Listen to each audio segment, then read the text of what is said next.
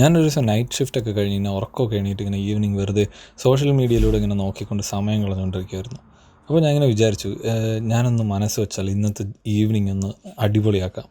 എൻ്റെ ഒരു യെസ്, ഇന്നത്തെ ഈവനിങ് ചിലപ്പോൾ അതുല്യമാക്കിയിരിക്കാം. പക്ഷെ നോ, ഏതൊരു ഈവനിങ് പോലെ ഇന്നത്തെ ഈവനിങ് ഞാൻ കടന്നു പോകും. അപ്പോൾ ഞാൻ തീരുമാനിച്ചു, യെസ്.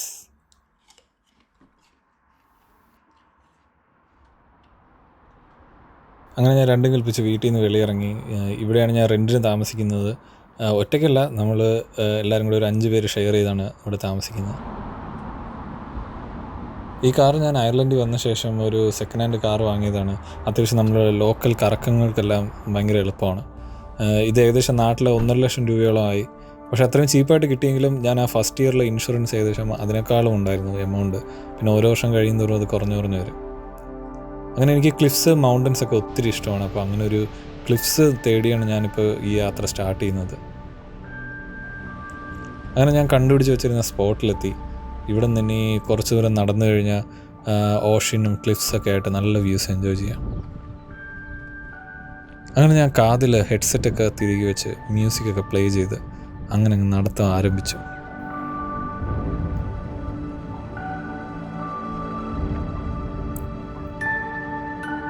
ഇങ്ങനത്തെ നല്ല ഭംഗിയുള്ള സ്ഥലത്തൂടെ നമ്മളിങ്ങനെ ഹൈക്ക് ചെയ്ത് പോകുമ്പോൾ നമുക്ക് വല്ലാത്തൊരു ആവേശവും വല്ലാത്തൊരു സന്തോഷവും ഒരു നല്ല ഫീലാണ്, ഒരു ഗുഡ് ഫീൽ. ആ പച്ചപ്പും ആ നീലാകാശവും നല്ല പച്ച നിറത്തിലുള്ള കടൽ. പക്ഷെ ഇപ്പോൾ പച്ച നിറമല്ല, റിഫ്ലക്ഷൻ അടിച്ചിട്ട് കടലും നല്ല നീല നിറത്തിൽ കിടക്കും. അത് കാണുമ്പോൾ ഒരു വല്ലാത്ത നല്ല ഫീൽ.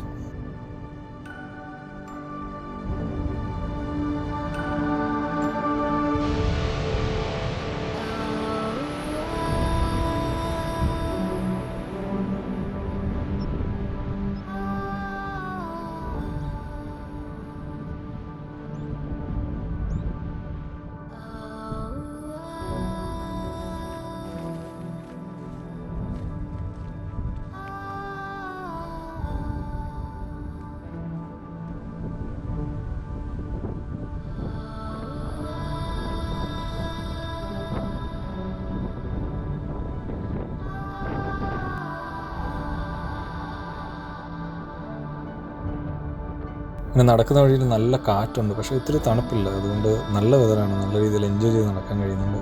ഇപ്പോൾ വഴിയിൽ ഈ പാഡി ഫീൽഡ് ഉണ്ട്. ഈ പാഡി ഫീൽഡിൽ ക്രോപ്സൊക്കെ ഇങ്ങനെ കാറ്റടിച്ചിട്ട് ഇങ്ങനെ ഇളകുന്ന കാണാൻ ഒരു വല്ലാത്ത രസം തന്നെ.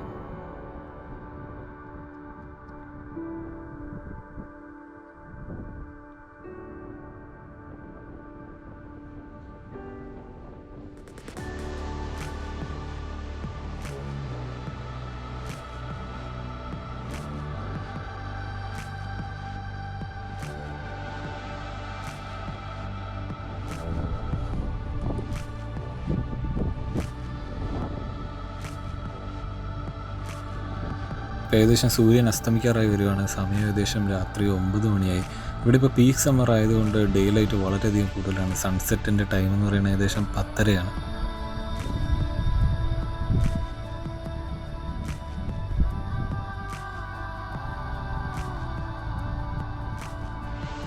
അങ്ങനെ ഞാൻ നടന്ന് ആ ഹൈക്കിൻ്റെ എൻഡ് പോയിന്റിലെത്തിയപ്പോൾ ഒരു ക്ലിഫിൻ്റെ എൻഡായിരുന്നു. അവിടെ ഞാൻ കുറച്ച് ദൂരം താഴേക്ക് ഇറങ്ങി. എന്നിട്ട് ഞാൻ അവിടെ ഇരുന്ന് ആ കടലും ആ വിദൂരതയിലേക്ക്, ഒരിക്കലും അവസാനിക്കാത്ത ആ വിദൂരതയിലേക്ക് നോക്കി ഇങ്ങനെ കുറച്ച് നേരമായിരുന്നു. ഇങ്ങനെ ഇരിക്കുമ്പം എന്ത് സുഖമാണ് കിട്ടുന്നതെന്ന് നിങ്ങൾ ഓരോരുത്തർക്കും മനസ്സിലാവുമെന്ന് ഞാൻ വിശ്വസിക്കുന്നു.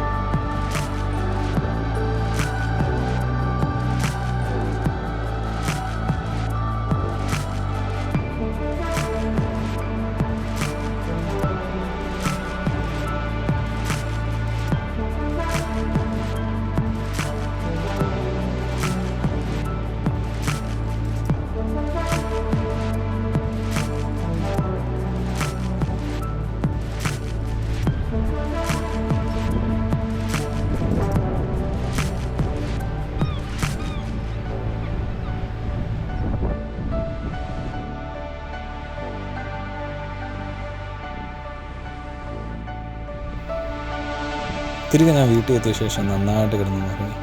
ചിലപ്പോഴൊക്കെ എനിക്ക് തോന്നുന്നു റിയാലിറ്റിയെക്കാളും ഒത്തിരി സുഖമുള്ളതാണ് നമ്മുടെ സ്വപ്നങ്ങളാണ്, അല്ലേ?